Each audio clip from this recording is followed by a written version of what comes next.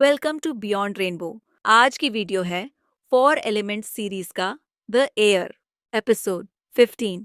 Princess ने कहा कि सिर्फ देखने भर से वेयो की थकान कम नहीं होगी, लेकिन वेयो ने सॉफ्टली समझाया कि अगर उसने पटपा को कोई भारी काम करने को कहा तो वो और थक जाएगी। प्रिंसेस अपनी बात पर अड़ी रही। उसे फर्क नहीं पड़ता था। वो बस काम बांटना चाहती थी ताकि वेयो को ज्यादा थकान न हो। वेयो के मन में गिल्ट था कि उसने प्रिंसेस का वैसे ख्याल नहीं रखा जैसा उसने वादा किया था। कैथरीन परेशान थी कि वो वेयो को अपनी बात समझा नहीं पाई। फाई के प्राइवेट आइलैंड पर रहते हुए उसने कोई फिजिकल काम नहीं किया था, बस खाना, सोना और थोड़ा घूमना। आइलैंड पर लग्जरी भले न हो, लेकिन लेफ्टिनेंट ने उसे हर कंफर्ट देने की कोशिश की थी। कैथरीन के कुछ कहने से पहले ही वेयो समझ जाती कि उसे क्या चाहिए। वो बस एक प्रोटेक्टर नहीं बल्कि दोस्त जैसी थी, जिसने उसे अकेलेपन से बचाया था। और शायद इसलिए कैथरीन के मन में ग्रैटिट्यूड के साथ हल्का गिल्ट भी था। जब कैथरीन ने कहा कि वो हेल्प करना चाहती है, तो वेयो ने मजाक में कहा कि पटपा कपड़ों में क्लिप लगा सकती है। प्रिंसेस ने तुरंत कहा कि फ्यूचर में वो अपने कपड़े खुद धोना चाहती है, बस वेयो सिखा दे कैसे करना है। लेकिन वेयो ने फौरन मना कर दिया। वो प्रिंसेस के सॉफ्ट हैंड्स को हर्ट नहीं करना चाहती थी। जब प्रिंसेस ने कहा कि ऐसे तो वो कभी कुछ सीख ही नहीं पाएगी, तब भी वेयो अपनी बात पर डटी रही और कहा वो उसके लिए सब कुछ करेगी, उसके हाथ पैर तक बन जाएगी, लेकिन उसे कोई तकलीफ नहीं होने देगी।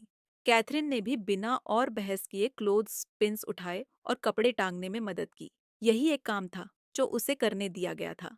तभी प्रिंसेस ने महसूस किया कि आज हवा कुछ ज्यादा तेज लग रही है। वेयो ने बताया कि सी रफ है, इसलिए विलेज चीफ बोट लेकर नहीं जा सके। प्रिंसेस ने पूछा, तो क्या वो कल जाएंगे और उनके लिए कुछ खबर लेके आएंगे? वेयो ने हाँ में जवाब दिया कि उसे उम्मीद है ये खबरें पटपा के लिए अच्छी होंगी। कैथरीन ने हल्के से मुस्कुराकर वेयो की उम्मीदों में खुद को भी शामिल किया। उनकी नजरें मिली और वेयो की आंखों में कुछ ऐसा था जो अब वो छुपा नहीं रही थी। जिस रात उन्होंने साथ में सितारों को देखा था, उसके बाद से सब कुछ थोड़ा बदल गया था। एक मोमेंट ऐसा भी आया जब कैथरीन ने मुड़कर देखा और पाया कि वेयो स्काई नहीं उसे देख रही थी। वो सडन मूवमेंट दोनों को इतना करीब ले आया कि उनकी नाक एक दूसरे को छू गई, और ऐसी क्लोजनेस पहले कभी नहीं हुई थी। इतनी नजदीकी के बावजूद किसी ने कोई मूवमेंट नहीं की। वो पल जैसे थम सा गया था। कैथरीन ने हल्का पीछे हटते हुए माफी मांगी और जल्दी से घर के अंदर चली गई। थैंकफुली वेयो ने उसका पीछा नहीं किया, जिससे कैथरीन को अपने कंफ्यूजिंग इमोशंस को प्रोसेस करने का थोड़ा वक्त मिल गया। प्रिंसेस ने क्लोथ स्पिन्स लगाने के बाद कहा, अब उसे अंदर जाना चाहिए। वो तेजी से मुड़ी और ध्यान नहीं दिया कि कहाँ जा रही है, और उसका एंकल मुड़ गया। लेकिन वेयो हमेशा की तरह तेज। उसने कैथरीन को गिरने से पहले थाम लिया। वेयो ने घबराकर पूछा कि क्या उसे चोट लगी है, लेकिन प्रिंसेस ने कहा कि वो ठीक है। वेयो ने इंसिस्ट किया कि अगर सच में ठीक हो तो थोड़ा पैर नीचे रखकर चलकर दिखाओ। जैसे ही प्रिंसेस ने ऐसा किया, वो दर्द से कराह उठी। ये देखकर वेयो उसके पास नीचे बैठ गई और जेंटली कहा कि वो हर्ट है और फिर भी छुपाने की कोशिश कर रही है। कैथरीन का एंकल लाल और सूज गया था। वेयो ने सीधा पूछा कि क्या वो चल सकती है। प्रिंसेस ने भी ईमानदारी से जवाब दिया कि नहीं, बहुत दर्द हो रहा है। वेयो ने कहा कि फिर वो उसे घर तक ले जाएगी, लेकिन प्रिंसेस ने उसे बस थोड़ा सहारा देने को कहा। वेयो ने काम लेकिन फर्म आवाज में कहा कि सिर्फ सहारा देने में टाइम ज्यादा लगेगा, और फिर हल्के मजाक के अंदाज में मुस्कुराकर बोली, मैं जितनी दिखती हूँ उससे कहीं ज्यादा स्ट्रांग हूँ, इसलिए चढ़ जाओ मेरी पीठ पर। कैथरीन ने थोड़ा हेजिटेशन के साथ उसे देखा, जैसे सोच रही हो कि कहीं वेयो को हर्ट ना हो जाए। डिस्टेंस ज्यादा नहीं था, लेकिन डर ये था कि दोनों गिर न जाएं। प्रिंसेस ने डरते हुए कहा कि अगर वेयो थक जाए तो उसे उतार देना, जिस पर वेयो ने कॉन्फिडेंटली जवाब दिया कि वो बहुत हल्की है और ये उसके लिए इजी है। वेयो ने हंसते हुए उसे अपनी बाहों में उठा लिया। कैथरीन ने हल्के से उसकी गर्दन के पास पकड़ लिया। वो पहले थोड़ी नर्वस थी, लेकिन वेयो के मेजर्ड और केयरफुल कदमों ने उसका डर धीरे धीरे कम कर दिया। शायद वेयो को भी ये क्लोजनेस उतनी ही पसंद आई जितनी कैथरीन को। तभी पीछे से बुआ की आवाज आई। विंड, मेरे पापा ने तुम्हें बुलाया है। वेयो ने जवाब दिया, एक मिनट, पहले मैं पटपा की चोट देख लूं। बुआ तुरंत उनके पास आ गई और चिंता से पूछा कि पटपा को क्या हुआ। उसने देखा कि वेयो बहुत ध्यान से कैथरीन के एंकल पर बैंडेज बांध रही थी। उसे ये भी पता चला कि वेयो उसे गोद में उठाकर यहाँ तक लाई थी। प्रिंसेस ने बताया कि उसने ध्यान नहीं दिया और उसका पैर मुड़ गया। बुआ ने पूछा कि क्या बहुत दर्द हो रहा है और दिलासा देते हुए कहा कि चिंता मत करो, जल्दी ठीक हो जाएगा। प्रिंसेस ने थैंक्स कहा और वेयो ने भी उसे सावधान किया कि आज ज्यादा स्ट्रेन न दे, तो कल तक ठीक हो जाएगा। बुआ ने कहा कि अब विंड जाकर उसके पापा से मिले और तब तक वो पटपा के पास रुकेगी। वेयो ने कहा कि ठीक है, लेकिन पटपा को डिस्टर्ब मत करना। बुआ ने थोड़ी रूखी आवाज में कहा कि वो अभी भी हर्ट है और विंड का चेहरा नहीं देखना चाहती। कुछ दिन पहले ही बुआ का दिल टूटा था। जो लड़की पहले हर बात में विंड का नाम लिया करती थी, अब उसके साथ एक दूरी बना चुकी थी। अब उसकी केयर दोस्ती नहीं, बल्कि एक फॉर्मल जिम्मेदारी लग रही थी। वेयो ने प्रिंसेस से सॉफ्टली कहा कि वो जल्दी ही वापस आ जाएगी। जैसे ही वेयो चली गई, कैथरीन ने देखा कि बुआ उसे एक अजीब सी मुस्कान के साथ देख रही थी, जैसे मानो कुछ पूछना चाहती हो। पर कैथरीन ने तो पहले ही कह दिया था कि उसे वेयो के बारे में कुछ ज्यादा नहीं पता। बुआ ने प्लेफुल अंदाज में कहा कि उन दोनों ने उसे अच्छा बेवकूफ बनाया और अब उसे अपनी बेइज्जती से बचने के लिए काफी मेहनत करनी पड़ रही है। प्रिंसेस ने थोड़े कंफ्यूजन में पूछा कि उसका मतलब क्या है। बुआ ने सीधा जवाब दिया कि वो विंड की बात कर रही है। उसे अब समझ आया कि क्यों प्रिंसेस ने कभी उसे कुछ नहीं बताया। प्रिंसेस ने ऑनेस्टली कहा कि उसे सच में कुछ नहीं पता। बुआ ने सरप्राइज होकर पूछा, तो क्या तुम सच में नहीं जानती विंड किसे लाइक करती है? कैथरीन ने गंभीरता से सिर हिलाया और उसकी आंखों में इतनी मासूमियत थी कि बुआ को यकीन हो गया कि वो झूठ नहीं बोल रही। लेकिन ये कैसे पॉसिबल था? विंड तो अपनी फीलिंग्स साफ जाहिर कर रही थी और शायद आइलैंड पर सबको पता था, बस उस मेन पर्सन को छोड़कर। बुआ ने शॉक में कहा कि अगर वो कहे कि पटपा प्रिटेंड कर रही है तो वो गलत होगा, क्योंकि उसने सच में नोटिस नहीं किया। प्रिंसेस ने अब पूछा कि क्या बुआ को पता है विंड किसे लाइक करती है? बुआ ने कहा, हाँ, और पूरे आइलैंड को पता है। तुम दोनों हमेशा साथ रहते हो, इतना ऑब्वियस है, कोई कैसे मिस करेगा? प्रिंसेस ने खुद से पूछा कि विंड तो हमेशा उसी के साथ होती है, फिर भी उसे कैसे पता नहीं चला कि वो किसे पसंद करती है? अगर आइलैंड पर वेयो किसी और लड़की से करीब थी, तो वो बस बुआ थी। लेकिन कुछ ही दिन पहले वेयो ने उसे साफ मना कर दिया था। तो फिर वो कौन है जिसे विंड पसंद करती है? और ये बात सभी को पता है, बस उसे छोड़कर। बुआ ने अब साफ कहा, विंड जिसे पसंद करती है वो तुम हो। प्रिंसेस पूरी तरह शॉक में आ गई। उसने डिसबिलीफ में दोहराया, मैं?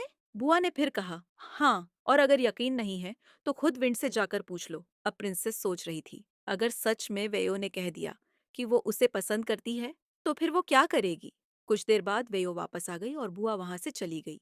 वेयो ने कहा, पटपा, तुम्हारा ध्यान कहाँ है? पानी गिर रहा है। कैथरीन जैसे ट्रांस में थी, अचानक चौंक गई और सॉरी कहा।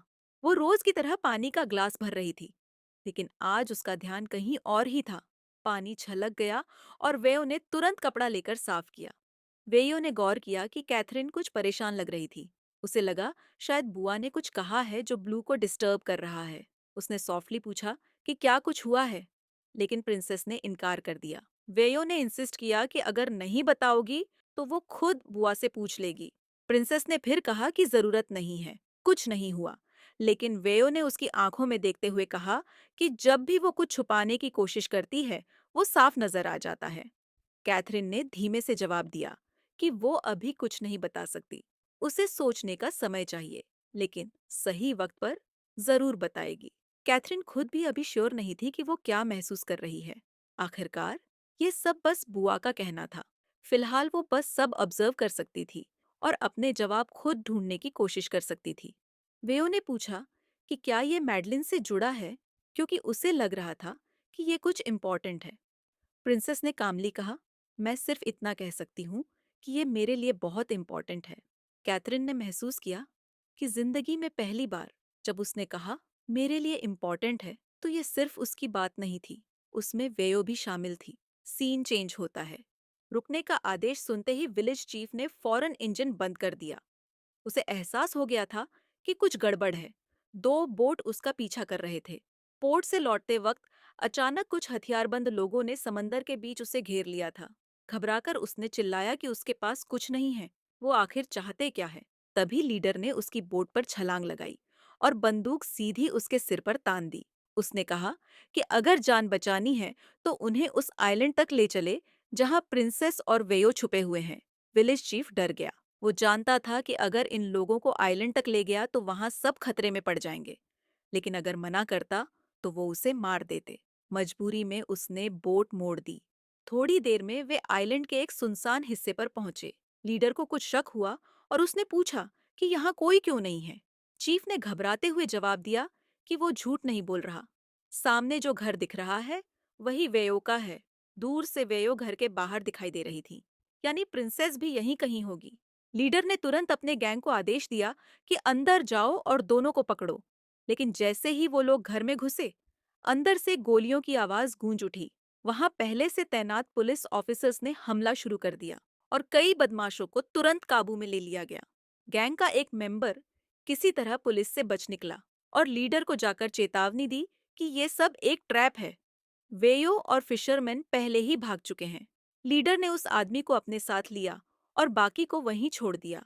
तभी उसने वेयो को भागते हुए देखा और गुस्से में उसकी दिशा में गोली चलाने लगा।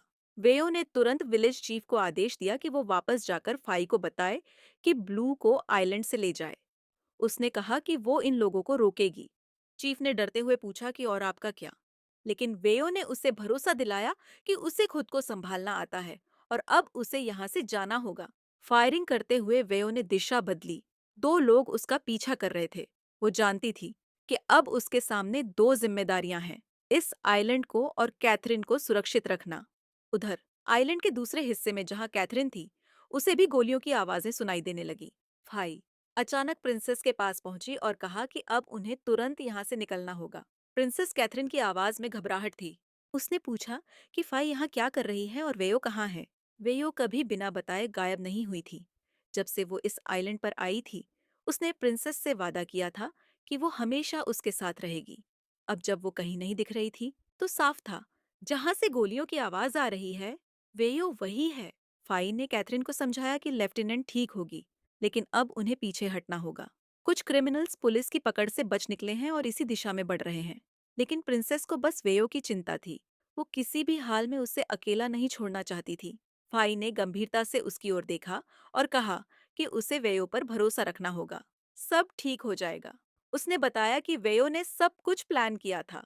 उन्हें पहले से शक था कि उनका पीछा किया जा रहा है। उसके इन्फॉर्मेंट्स ने कंफर्म किया था कि कुछ अजनबी लोग विलेज चीफ और आइलैंड के बारे में पूछ रहे थे। इसी वजह से वेयो और उसने मिलकर पूरा एम्बुश प्लान बनाया था। फाई ने दोबारा कहा कि अब उन्हें यहाँ से निकलना होगा। प्रिंसेस की सेफ्टी के लिए ये जरूरी है। कैथरीन ने किनारे पर खड़ी यॉट की तरफ देखा, जहां दो पुलिस ऑफिसर्स उसकी सुरक्षा में तैनात थे। लेकिन गोलियों की आवाजें अब भी आ रही थीं और उसका दिल कह रहा था कि उसे वेयो के पास जाना चाहिए। फिर भी वो जानती थी कि अगर उसने कोई भी गलती की तो सबकी जान खतरे में पड़ सकती है। उसने मन ही मन वेयो की सेफ्टी के लिए प्रार्थना की। और ये कोई रिक्वेस्ट नहीं थी बल्कि एक ऑर्डर था, क्योंकि उसे वेयो से एक जरूरी सवाल पूछना था और उसका जवाब सुनना था।